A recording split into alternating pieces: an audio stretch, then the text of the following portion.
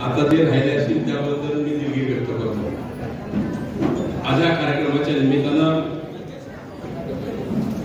जे हृदयात आहे त्याला चालना देण्यासाठी, त्याला जागृत करण्यासाठी हा मेळावा निश्चितच उपयोग पडतो.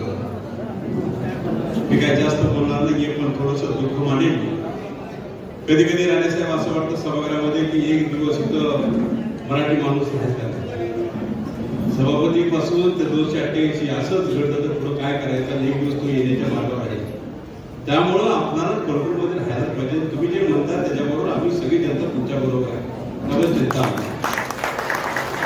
मागणी विधानसभा झाली, लोकसभेला आपल्याला निसटता विजय गेला, थोडासा पराजय झालो, काय पर्सेंटमध्ये मतदान कमी पडलं आपल्याला.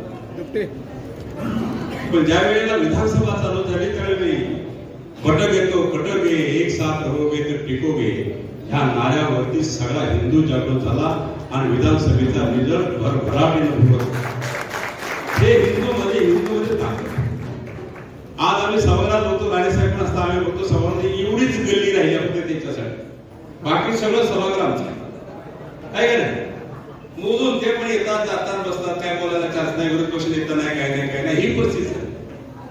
ज्यांनी साथ दिली त्याचा कार्यक्रम होणार आणि आम्ही सभागृहात कार्यक्रम करणार, त्याबद्दल चिंता. त्यामुळे निश्चितच हे जरुरी आहे. आता मग अशी घोषणा देताना हिंदू राष्ट्र म्हणून घोषणा दिली आपण, पाऊल टाकावे त्या दृष्टिकोनातून, आणि केंद्र पाऊल टाकायला लागलं. त्यामुळे हिंदू राष्ट्र झालं तर मग काही चिंता नाही. हे पण मोदी साहेब त्या प्रयत्नात आहेत आता, त्या दृष्टिकोनातून निश्चित आपल्या सगळ्यांची साथ पाहिजे. आम्ही जर दलित असलो तरी आम्ही हिंदू आहे असं समजू नका तुम्ही. हिंदू चांदार म्हणून लावलं जातं आम्हाला. त्यामुळे असं नाही की आम्ही पण तुमच्या बरोबर आहोत राजे, आम्ही मागे नाही आहे. आम्ही पण मिनी पाकिस्तानमध्ये लढतो आम्ही, का?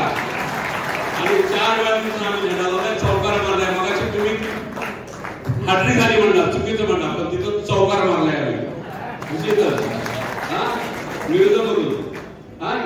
त्यामुळं असं नाहीये, पण जिथं आम्हाला ठोकायचं त्याकडे ठोकणार, जिथं रुजवायचं तिथं रुजवणार आणि आम्ही आपल्या बरोबर आपली साथ देणार, त्याबद्दल शंका नाहीये.